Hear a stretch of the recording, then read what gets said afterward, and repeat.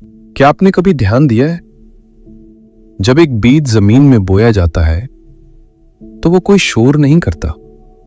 अंधेरे में चुपचाप अपनी जड़ें फैलाता रहता है। शोर तब होता है जब वो बड़ा होकर पेड़ बन जाता है, जब हवा उसकी पत्तियों से टकराती है। लेकिन आज हम क्या करते हैं? हम बीज बोने से पहले ही पूरी दुनिया को बता देते हैं, देखो मैं ये करने वाला हूं, वो करने वाला हूं। याद रखिए, कामयाबी को शोर करने की जरूरत नहीं होती। कामयाबी खुद एक दिन शोर बन जाती है। चलो इसे एक छोटी सी कहानी से समझते हैं। राजस्थान के एक छोटे से गांव में एक लड़का रहता था, आर्यन। बहुत टैलेंटेड था, लेकिन एक आदत बहुत खराब थी। उसे जैसे ही कोई नया आइडिया आता, वो सीधे चाय की दुकान पर पहुंच जाता और शुरू हो जाता, भाई सुन, मैं ये करने वाला हूं, मैं वो करने वाला हूं।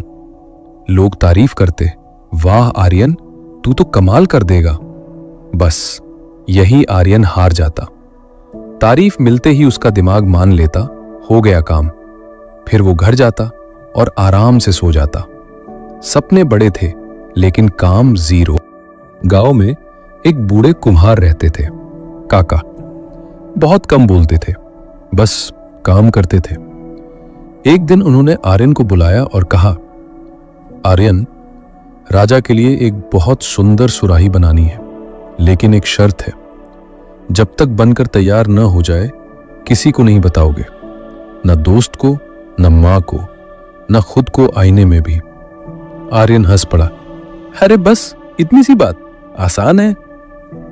लेकिन पहले 2 दिन उसके लिए बहुत मुश्किल थे। उसका मन करता था दौड़कर सबको बताए, मुझे राजा का काम मिला है, पर वो बोल नहीं सकता था।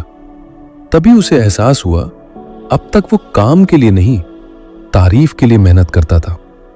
जब तारीफ का रास्ता बंद हुआ, तो ध्यान सीधा काम पर चला गया।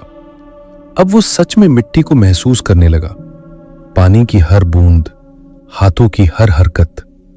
पहली बार वो अपने काम में डूब गया। 2 हफ्ते बीत गए। गांव में लोग कहने लगे, लगता है आर्यन फिर फेल हो गया।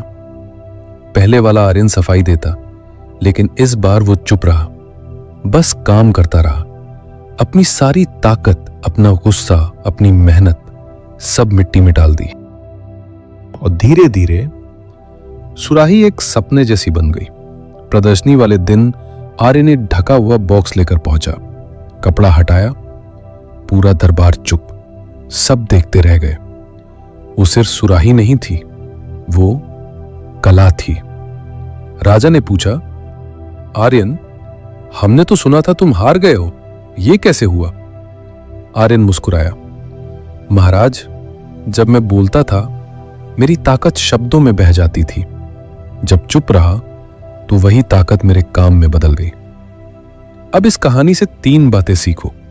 पहली, जब आप अपना लक्ष्य सबको बताते हो तो दिमाग खुश हो जाता है, डोपामीन रिलीज होता है और मेहनत करने की भूख मर जाती है।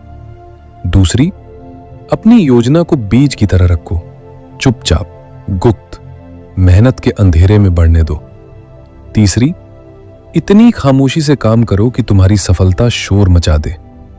तो दोस्तों, सिर्फ मंजिल के बारे में मत बताओ, मंजिल पर पहुंचकर दिखाओ, क्योंकि लोग सुनना कम और देखना ज्यादा पसंद करते हैं।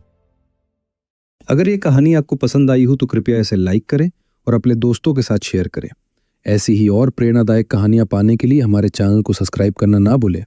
हमारे साथ जुड़े रहने के लिए धन्यवाद। अगली कहानी में नए विचारों और नई सीख के साथ फिर मुलाकात होगी। तब तक के लिए स्वस्थ रहें।